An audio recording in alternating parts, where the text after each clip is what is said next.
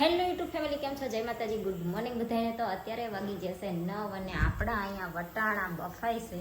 વટાણાની 4-5 city થઈ જાય ને એટલે બંધ કરી દીધા છે. અને અત્યારમાં છે ને હું લસણ ફોલીને લસણવાળું મરચું કરવા રહીને તો મારે થોડુંક મોડું થઈ ગયું છે. કેમ કે લસણવાળું મરચું ઘણાય છે ને તો થોડાક દિવસ અઠવાડિયું હાલે એટલું લસણવાળું મરચું કરીને જ મૂકતા હોય, પણ મનસે થોડુંક આમ ફૂંકાઈ જ્યાં જેવું થઈ જાય ને એટલે ગમે નહીં. એટલે મારે છે ને ટાઈમ જેટલો હોય ને એટલું હું થોડું ઘણું ફોલું, અને ના ટાઈમ હોય તો પછી સવારમાં જ્યારે વઘારવાનું થાય ત્યાં જેટલું જોતું હોય એટલું આપણે તાજું બનાવી નાખવી. તો અત્યારે છે ને જો આ 2-3 દિવસ પૂરતું લસણવાળું મરચું કરીને આમાં ભરી લીધું છે. એટલે 1-2 દિવસ પૂરતું ને એ રીતના હું કરું. વધારામાં અઠવાડિયુંની હાલે એ રીતના લસણવાળું મરચું ના કરું, કેમ કે વચ્ચે પછી ક્યારેક રજા આવી જઈ હોય છે, બહાર જવાનું થયું હોય ને એવું હોય તો પછી લસણવાળું મરચું થોડું ફૂંકાઈ જાય, પછી એ ફૂંકાઈ જાય એટલું કંઈ મજા આવે ને એવું થાય. એટલે હું વધારે લસણવાળું મરચું કરી ના મૂકું, જ્યારે જોતું હોય એટલું આપણે તાજું યુઝ કરવી એમ. તો આજ છે ને પાછા કઠોળ બધા ખૂટી રહ્યા છે. તુવેર તો 2-3 દિવસ નહીં, આમ તો ઘણા દિવસથી ખૂટી જ રહી હતી, પણ બધું પૂરું થવા આવ્યું ને મેં કીધું પૂરું થઈ જાય ને પછી આપણે બધું કઠોળે ઘરે લઈ આવશું. તો આજ વટાણા બાફા મૂકી દીધા છે. પછી હવે યતરાજને સ્કૂલે લેવા જવું એ વખતે મેળ આવે ને તો લેતું આવશે બધું કઠોળ જે જોતું હશે એ આપણે લેતા આવશું.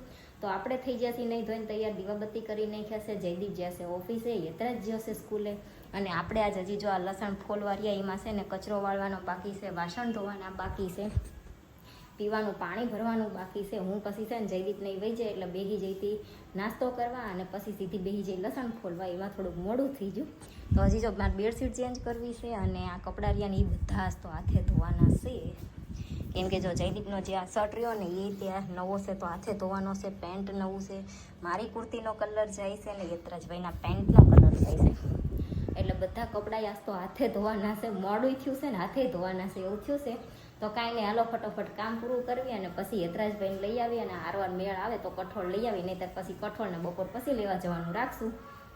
અત્યારે વાગી જશે સાંજના 7 અને બપોરું યતરાજને સ્કૂલેથી લઈને આવીને પછી આપણે જમી લીધું. પછી થોડીક વાર સૂતા, પછી મહેમાન આવ્યા હતા, અને પછી છે ને જવાનું હતું ડુમસ જવાનું નક્કી કરતા હતા.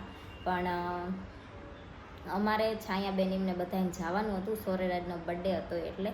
તો છાયાબેન એ જ્યાશે અને અમારે જવાનો મેળ ના આવ્યો, કેમ કે જયદીપને ઓફિસે કામ વધારે હતું તો અવાય એમ નહોતું, એટલે પછી જવાનું બંધ રાખ્યું. કેમ કે અમુક વાર તો અમારે એવું થાય કે રવિવાર હોય તો અમારે બહાર જવું હોય, પણ જયદીપને ઓફિસે કામ હોય તો પછી જવાનો મેળ ના આવે. એટલે અમે જવાનું પછી ટાળવી કે જ્યારે ટાઈમ મળે ત્યારે જઈ આવી એમ. કેમ કે પહેલાં તો આપણે જોબનું વિચારવું પડે કે જોબ છે તો પછી ગમે ત્યારે જઈએ છું. ડુમસ તો સુરતમાં જ છે, તો એ ક્યાંય વહીને જ જવાનું.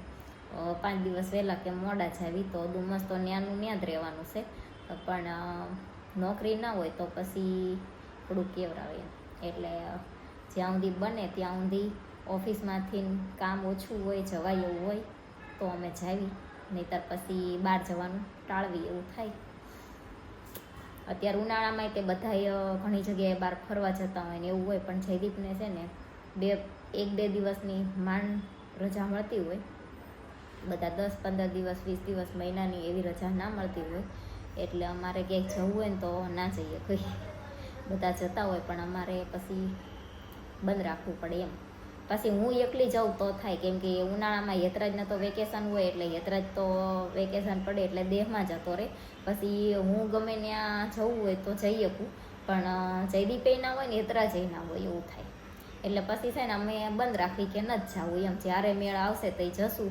જે બધી વસ્તુ છે એ તો રહેવાની જ છે, એ કાંઈ અહીંયાથી વહી જવાની નથી. પણ પહેલાં આપણે જોબનું વિચારવું પડે ને એમ. એટલે એવું વિચારીને અમે નથી જતા. તો આજ પહેલાં 4-5 દિવસથી નક્કી કરતા હતા કે ડુમસ જવું છે. હમણાં નવું બન્યું છે એટલે ઘણા ખરા જઈ આવ્યા હશે, અને અમારા જેવા કોક હજી બાકી રહી ગયા હશે. તો પછી છે ને જયદીપને કાલ સાંજે છાયાબેનનો ફોન આવ્યો હતો કે કાલ જવાનું છે. તો જયદીપ કે હું જોઉં છું હવે કઈ રીતનું કામ છે, હું છે, પછી કે હું તમને ફોન કરીશ.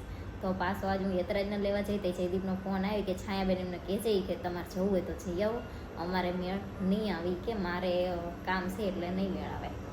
પછી છાયાબેનને મેં કીધું તમે જઈ આવો, અમે પછી જ્યારે ટાઈમ મળશે જયદીપને તે જઈ આવશું. ક્યારેક તો રવિવાર હોય પણ ઓફિસનું કામ ને એવું બધું હોય એટલે જવાનો ના મેળ આવતો હોય. અને હમણાં અમે બીજા કામમાં એસી થોડાક એ કામ તેને આમ ટેન્શન તે એવું થયું છે થોડુંક, એટલે પછી તમને આગળ ખબર પડશે ટૂંક સમયમાં કે હું કામમાં હતા એમ. તો હાલો અત્યારે જમવાનું બનાવવાનો ટાઈમ થઈ ગયો છે ને, તો હું વિચાર કરું છું પાઉંભાજી બનાવવી, પાણીપુરી બનાવવી કે પછી ચાંદ થેપલા કરી નાખવા, એવો વિચાર કરું છું. અને વાગી જ્યાં છે 7, જોવી હવે હું બનાવવાનું ફિક્સ થાય છે.